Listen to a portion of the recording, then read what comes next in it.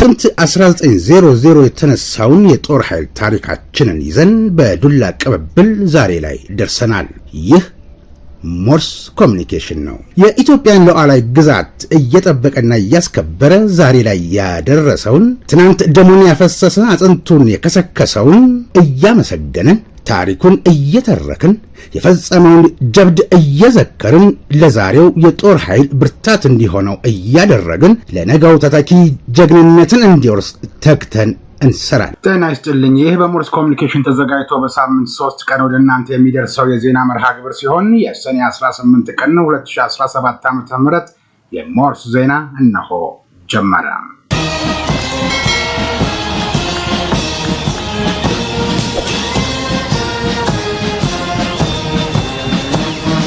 አርእስተ ዜና።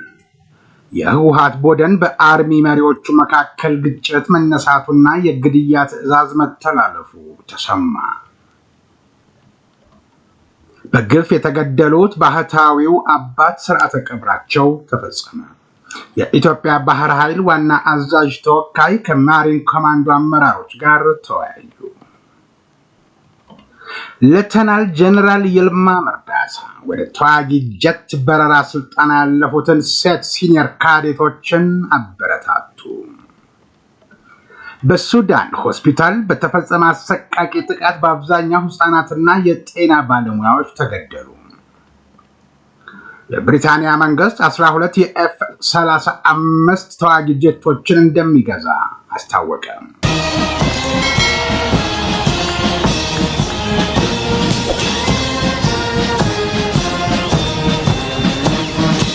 የተወረዳችሁ ቤተሰቦቻችን በስልክ ቁጥር 0911698322 ብትደውሉልን ወይም በኢሜል አድራሻ john8465@gmail.com ላይ ሐሳብ አስተያየታችሁን ልታደርሱን ትችላላችሁ። ኢዮብ ደመቀ እስከ ዜናው ፍጻሜ ድረስ አብሬያችሁ ቆያለሁ። ወደ ቀዳሚው ዜና አልፋለሁ። ፕሮፌሰር ብሩክ ለምቤሶ ተቆጥሮ ለማያልቅ ሕክምና አስተዋጽኦአቸው ከጦር ኃይሎች ጠቅላይ ኤታማዦር ሹም ፊልድ ማርሻል ብርሃኑ ጁላ ከፍተኛ ምስጋና ተቸራቸው።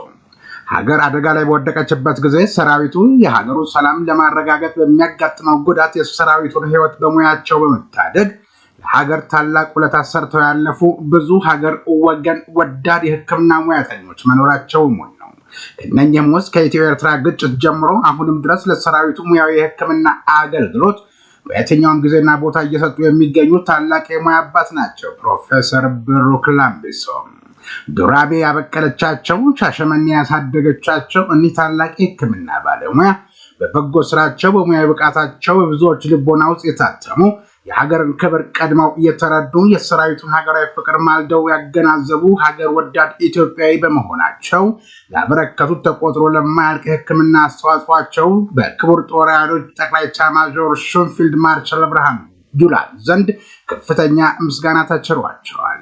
ለሀገራችን ሰላም ሲሉ ጉዳት ደርሶባቸው የነበሩ የሰራዊት አባላት አስፈላጊውን ሕክምና አግኝተው ድነው ከሐኪሞቻችን እና ከወዳጆቻችን ጋር ሆኜ በማየቴ በጣም ደስተኛ ነኝ ያሉት የጦር ኃይሎች ጠቅላይ ኤታማዦር ሹም ፊልድ ማርሻል ብርሃኑ ጁላ ፕሮፌሰር ብሩክ በቀጣይነትም ሙያዊ ድጋፋቸውን አጠናክረው መቀጠል እንዳለባቸው ተናግረዋል።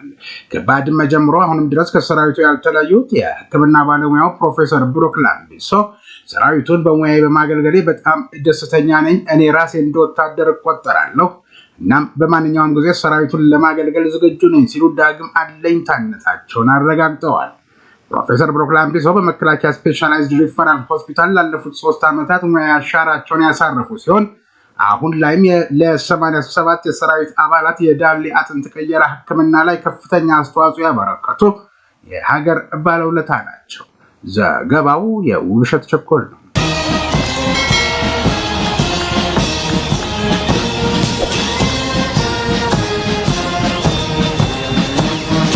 የኢትዮጵያ ባህር ኃይል ዋና አዛዥ ተወካይ ኮሞዶር ጀማል ቱፊሳ በማሪን ኮማንዶ ግዳጅ ቀጣና ተገኝተው ከማሪን ኮማንዶ አመራሮች ጋር ተወያዩ። ኮሞዶር ጀማል ለውጤታማ የግዳጅ አፈጻጸም መሰረት በሚሆኑ ርዕሰ ጉዳዮች ዙሪያ የተወያዩ ሲሆን ክብራችንና ማንነታችን ለሆነችው ኢትዮጵያ ችግርን ተቋቁሞ ፈተናዎችን በማለፍ ድል ማስመዝገብ የሚችል ማሪን ኮማንዶ እየተገነባ ነው ብለዋል። የሚመራውን ኃይል ለቀጣይ ተልዕኮ በማዘጋጀት ለዓላማው የጸና ትጉህ በየጊዜው የሚከሰቱ ችግሮችን እየፈታ የሚሄድ በራሱ የሚተማመን የማሪን ኮማንዶ መሪና አሃድ መፍጠርም ተገቢ መሆኑን አመላክተዋል። ጽናት ያለው ከዓላማው ዝነፍ የማይል የአሃድ ስነልቦና በመገንባት መሰናክሎችን የሚያልፍ ስራዎችን በእቅድና በፕሮግራም የሚመራ ለዓላማው ጽኑ የሆነ በጀግንነት የሚዋጋና የተሰጠውን ተልዕኮ አዳብሮ የሚፈጽም ሀገር ወዳድ የማሪን ኮማንዶ አመራር ተፈጥሯል ብለዋል። በጀግንነቱ ለተተኪዎች አርአያ በመሆን ሀገራችን የተሰሩትን የጀግንነት ታሪክ በማስቀጠል አዲስ ታሪክ ማስመዝገብ የሚችል ወጣት የማሪን ኮማንዶ መሪዎችን መገንባት መቻሉንም አብራርተዋል።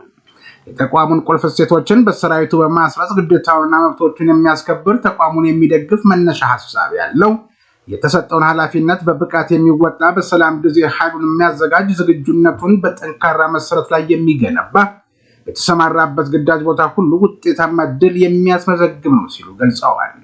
በመከላከያ ኃይላችን ላይ ተጨማሪ ኃይልና የማድረግ አቅም ለመጨመር እንዲሁም በብሔራዊ ጥቅሞቿ ላይ በአካባቢው ከሚገኙ የውሃ አካላት ሊሰነዘር የሚችል ጥቃትን የመከላከልና የመመከት ተልዕኮን ለማሳካት በሚደረገው ሁሉ አቀፍ እንቅስቃሴ ላይ የሰልጣኞች አስተዋጽኦ የጎላ ነው ሲሉ አሳስበዋል። ዘገባው የካሳውን ኪዳኔ ነው።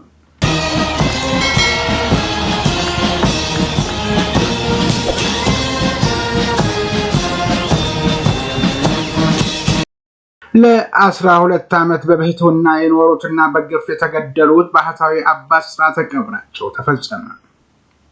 በኦሮሚያ ክልል ምስራቅ ሸዋ ዞን የሚገኘው ዝቋላ ደብረ ከዋክብት አቡነ ገብረ መንፈስ ቅዱስ ገዳም የኦነግ ሸኔ ሰራዊት ያላቸው ታጣቂዎች ገዳሙን እናጠፋለን በሚል እቅድ በተደጋጋሚ እየተንቀሳቀሱ መሆኑን እና ባለፈው አርብ ምሽት በተከፈተ ጥቃት አንድ አባት በታጣቂዎች ተገድለው ቤታቸውን አቃጥለውታል። ጥቃቱን የፈጸሙት የኦነግ ሸኔ ሰራዊት ናቸው ያሉ እማኞች አስከሬን ስናመጣ በአካባቢው ነበሩ ሲሉ ተናግረዋል።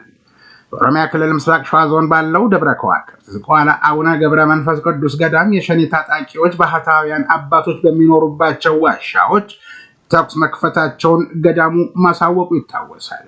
የሞቱት አንድ አባት ብቻ ናቸው። ሌላኛው ተገደሉ ተብለው የነበሩት አባት ደግሞ ሸኔዎችን ሲያዩ ከዋሻቸው ወጥተው ተሰውረው ስለነበር በፍለጋ አግኝተናቸዋል ሲል ገዳሙ ገልጿል። የጥቃት ቀጣና በነበሩት የገዳሙ ዋሻዎች የነበሩ ሌሎች 7 አባቶችን ወደ ዋናው ገዳም አምጥተው ቦታ እንደሰጧቸው፣ የሞቱት አባት ደግሞ አምና ከተገደሉት 4 አባቶች አጠገብ የቀብር ስርዓታቸው እንደተፈጸመ ገዳሙ ተናግሯል።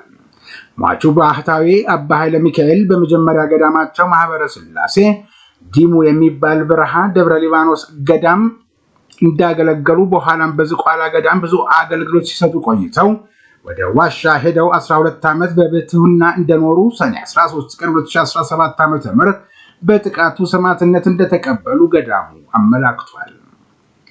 ታግተዋል ተብለው የነበረው በአቅራቢያቸው የነበሩ አባቶች ከተኩስ በኋላ በዋሻቸው ሲያጧቸው ጊዜ የተናገሩት እንጂ የታገተ ሰው የለም ሲል ገዳሙ ምላሽ መስጠቱንና አሁንም በዋሻ ያሉ አባቶችን ታጣቂዎቹ እዚህ ሸኔ መጥቷል ብላችሁ ብትናገሩ ሙሉ ለሙሉ እንጨርሳችኋለን በሚል ዝተውባቸዋል ብሎ መንግስትና ህዝቡ ከለላ እንዲያደርግላቸው ዝቋላ ገዳም በአጽንኦት ጠይቋል።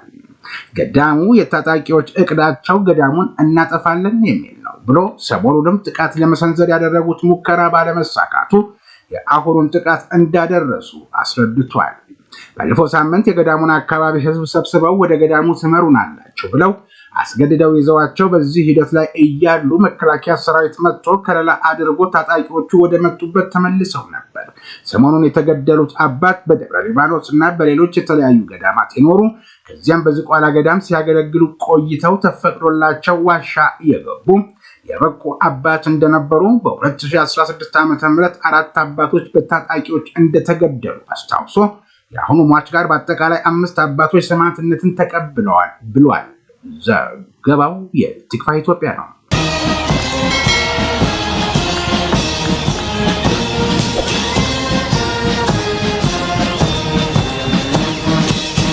ሌተናል ጀነራል ይልማ መርዳሳ የኤል39 አውሮፕላን በረራ ስልጠናን አጠናቀው ወደ ቀጣዩ የተዋጊ ጀት በረራ ስልጠና ያለፉትን ሴት ሲኒየር ካዴቶችን አበረታቱ።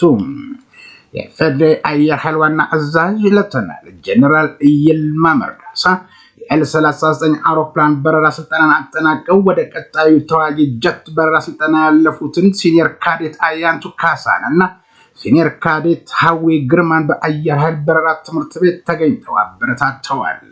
ሌተናል ጀነራል ይልማ በአንድ ጊዜ 2 ሴት አብራሪዎች ከኤል39 አውሮፕላን ወደ ተዋጊ ጀት የበረራ ስልጠና ማለፋቸው በተቋሙ ታሪክ የመጀመሪያ እንደሆነ ጠቅሰው ይህም አየር ኃይላችን በተለይ ከሪፎርሙ ወዲህ በአብራሪነት ሙያ ምንም የሴት ተሳትፎ ያልነበረውን የተቋሙን መዋቅር በመቀየር ሴት ወታደሮችን ወደ ዘርፉ ማምጣት ብቻ ሳይሆን እስከ ተዋጊ ጀት የበረራ ስልጠና ድረስ ለማብቃት መቻሉ በራሱ ማሳያ መሆኑን ተናግረዋል።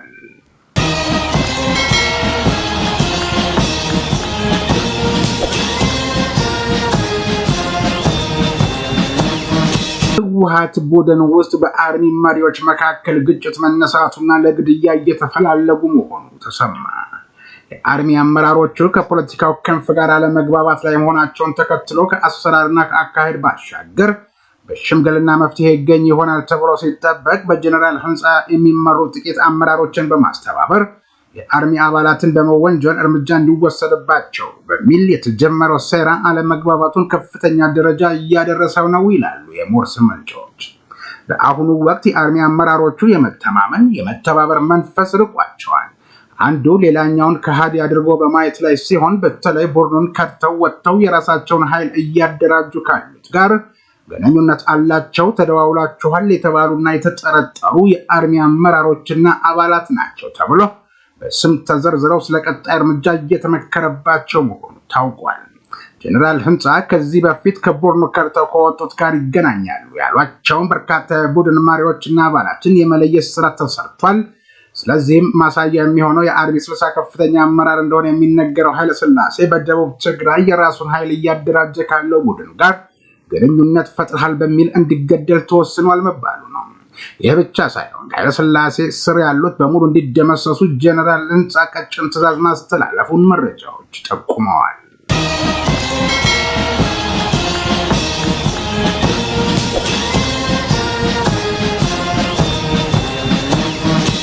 የተወደዳችሁ ቤተሰቦቻችን በሞርስ ኮሚኒኬሽን ተዘጋጅቶ በሳምንት 3 ቀን ወደ እናንተ የሚደርሰው የሞርስ ዜና እንደቀጠለ ነው። በስልክ ቁጥር 0911698322 ውስጥ ደውሉልን ወይም በኢሜል አድራሻ john8465@gmail.com ላይ አስተያየታችሁ ልታደርሱን ትችላላችሁ። እናንተ ላይክ፣ ሰብስክራይብ፣ ሼር በማድረግ ስራዎቻችን ብዙዎች ዘንድ እንዲደርስ የበኩላችሁን አስተዋጽኦ አድርጉ።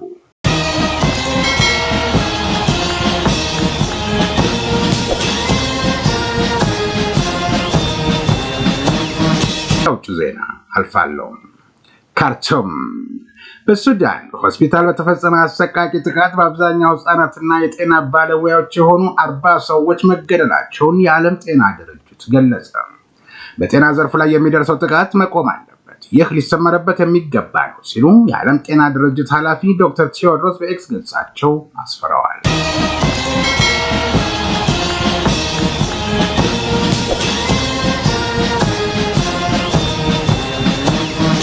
ናይሮቢ ኬንያውያን የፋይናንስ ህግ ረቂቅ መነሻን በማድረግ የሀገሪቱን ፓርላማ ጭምር ጥሶ የገባውን የጸረ መንግስት ተቃውሞ አንደኛ ዓመት ለመዘከር ዛሬ ሰኔ 18 ቀን 2017 ዓ.ም በተለያዩ ከተሞች አደባባይ መውጣታቸው ተዘገበ። ታዲያንን የኬንያ ፖሊስ በሺዎች የሚቆጠሩ ተቃዋሚዎችን ለመበተን አስለቃሽ ጭስ መተኮሱና በዚሁ ግርግር ሳቢያ በመዲናዋ ናይሮቢ የሚገኙ የንግድ ቤቶችና ትምህርት ቤቶች ሁከቶች ይከሰታሉ በሚል ተዘግተው ውለዋል። የሀገሪቱን ከፍተኛ ባለስልጣናት ባሸበረው በባለፈው ዓመት ህዝባዊ ማዕበል ከ60 በላይ ሰዎች መገደላቸው አይዘነጋም።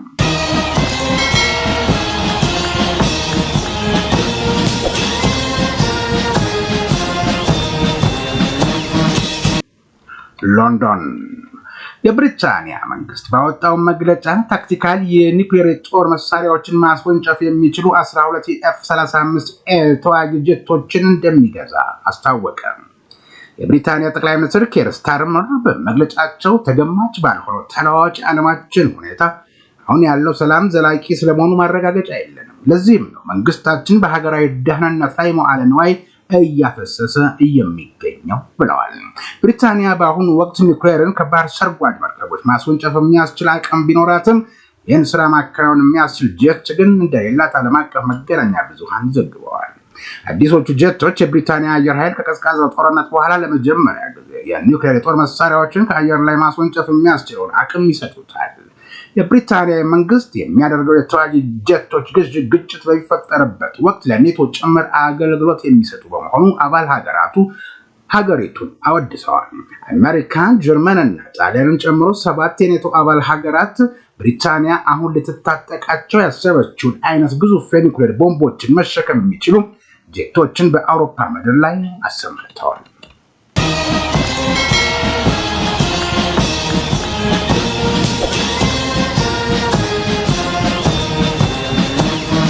የተወደዳቸው የሞርስ ኮሚኒኬሽን ቤተሰቦች ላይክ፣ ሰብስክራይብ፣ ሼር በማድረግ ሌሎች ቤተሰቦች እንድናፈራ ስላደረጋችሁ እናመሰግናለን።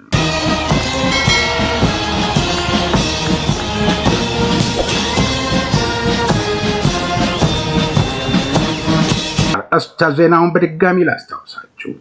የህወሓት ቡድን በአርሚ መሪዎቹ መካከል ግጭት መነሳቱና የግድያ ትዕዛዝ መተላለፉ፣ በግፍ የተገደሉት ባህታዊ አባት ስርዓተ ቀብራቸው የተፈጸመ መሆኑ፣ የኢትዮጵያ ባህር ኃይል ዋና አዛዥ ተወካይ ከማሪን ኮማንዶ አመራሮች ጋር መወያየታቸው፣ ሌተናል ጀነራል ይልማ መርዳሳ ወደ ተዋጊ ጀት በረራ ስልጠና ያለፉትን ሴት ሲኒየር ካዴቶችን ማበረታታቸው፣ በሱዳን ሆስፒታል በተፈጸመ አሰቃቂ ጥቃት በአብዛኛው ህፃናትና የጤና ባለሙያዎች መገደላቸው፣ የብሪታንያ መንግስት 12 የኤፍ-35 ተዋጊ ጀቶችን እንደሚገዛ ማስታወቁን የተመለከተ መረጃ ወደ እናንተ አደረስን።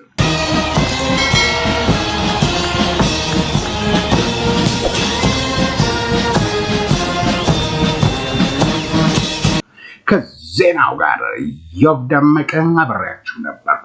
በሞርስ ኮሚኒኬሽን ተዘጋጅቶ በሳምንት 3 ቀን ወደ እናንተ ከሚደርሰው የዜና መርሃ ግብር የሰኞ ሰኔ 18 ቀን 2017 የሞርስ ዜና እስካሁኑ ነበር።